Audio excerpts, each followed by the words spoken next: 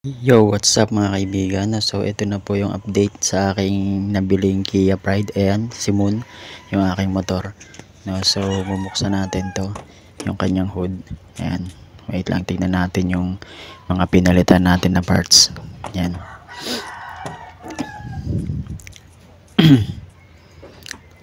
Ayan, bubuksan natin yung hood. Ayan ako. Ayan, so ito yung engine bay. Ayan. So ang pinalitan ko dito, guys, yung bago rito is yung kanyang carb. Ayan, pinalitan ko kasi yung lumang carb niya is singaw na daw. Sabi nung mekaniko, kaya pinalitan ko na siya ng bago. Ayan, di makita. Dito yata mas malinaw siya dito. Ayan. Ayan, pinalitan na namin yan. So naikabit na rin siya. Yung luma nandun sa likod. Tapos ito, yung bagong battery din. Yan. So 2.7 bili ko dyan. Dun sa carb is 6.5. Okay, ngayon na naging problema naman ngayon, itong hydrovac. Yan. Kasi pagka nagmemereno ka, namamatay makina. Yan. So kailangan na daw siyang palitan. Kasi sumisingaw na din daw yan. Okay. So yan yung pinakakabuuan ng aking engine bay. Ayan. Tapos itong ground na to, sa busina to, pinalitan ko na rin yung busina niya kasi di na nagana. Yan. So ako lang nagkabit niyan. Ayan, yun yung kulay yellow na yun. Ayun yung yellow. Yan, hindi lang makita. Silipin na sa, hindi talaga makita dito sa ilalim. Basta yan, pinalitan ko siya ng bagong busina. Okay. Yan. Tapos dito sa loob, ayan naman yung loob niya. Yan. So ito yung bagong bili ko yan na sunshade. Yan. Tapos ito, nilagyan ko lang ng tornilyo kasi hindi siya mabuksan. Ito may parts pa nga rito. Yan. Yung sa yan, door handle. Yan. Hindi ko pa naikabit. Yan.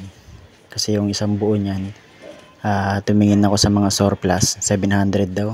Eh yung hawakan lang naman yung sira. Okay. So ito naman. Yan. Wala pang stereo. Yan. Okay na mga lagayan niya. Brake.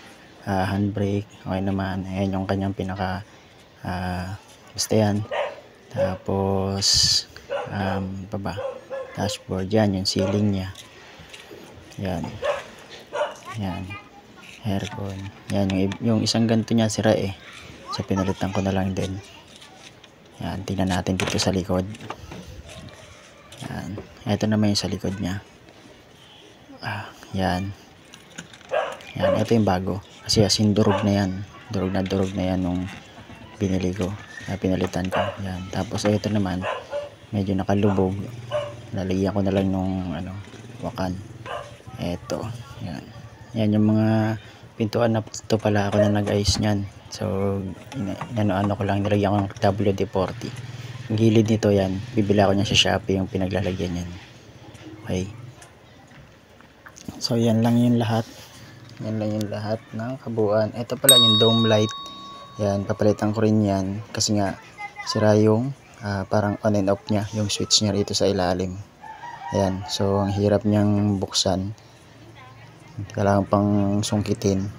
Minsan di pa gumagana, kaya papalitan ko. Okay, ipon-ipon muna tayo pambili nun. Okay, next natin. Ito yung sa likod. Oops, nakalak. Wait lang. Natin dito yung susi. Okay. Yan, bubuksan natin. Ayan. So, andito yung lumang, ito yung filter. So, papalitan na din daw yung. So, ito, yung carb niya. Yung lumang carb. Ayan, sabi nung mekaniko, pwede para ito ibenta ng 1K. Kaso singaw daw. Singaw yan.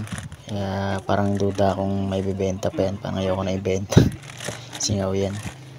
Yan, tignan natin yan. Tapos ito naman yung mga dito yung mga yung mga nabibili ko sa Shopee. Yan, yung tint yan, hindi ko pa naikabit. Ito yung sa taas, yung windshield sticker, hindi ko pa rin naikabit. So yan yung pinakalikodan niya. May isa pa akong parts eh. Ito yung parts na isa, yung hydrovac. So hindi ko pa siya naikakabit gawa nung wala pang mekaniko, hindi pa available. Yan, so ito siya. Yan ito yung itsura niya. bubuksan natin. Ayan yung isang parts na yan.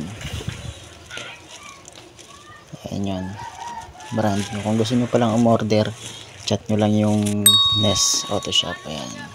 So ito yung hydrovac. Ayan. So dito natin siya ikakabit sa may harapan. Yung kaninang tinuro ko na sira din. Ayan yung singaw daw. Ayan, to.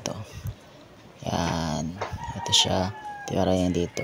So fit naman yan kasi yung pinagbilang kong shop, yung Nest Auto Shop nga, talagang puro Kia Pride lang yung binibenta niya ng mga parts. O siguro meron din siyang ibang pero pagka nabili ka kasi sa kanya ng mga parts, talagang meron siya pang Kia Pride. Okay, so yun lang naman. Ayan, so balik na natin siya. Sarado na natin. So eto, yan, balik na natin lahat. Okay, so sa kabuuan, ayan lang yung aking Kia Pride. So test drive na tayo. Ayan, no? Sabi naman siya manakbo. Yan, so nagkakaproblema lang talaga pag namembreno ka nga, namamatay yung makina, gawa nga nung hydrovac. Yan, pero tamang timpla lang para hindi mamatay yung makina. Yan, test drive lang tayo sa loob ng subdivision namin. Okay, so that's all for today po. Maraming salamat po sa pag-video. See you next in the video po, no? So thank you.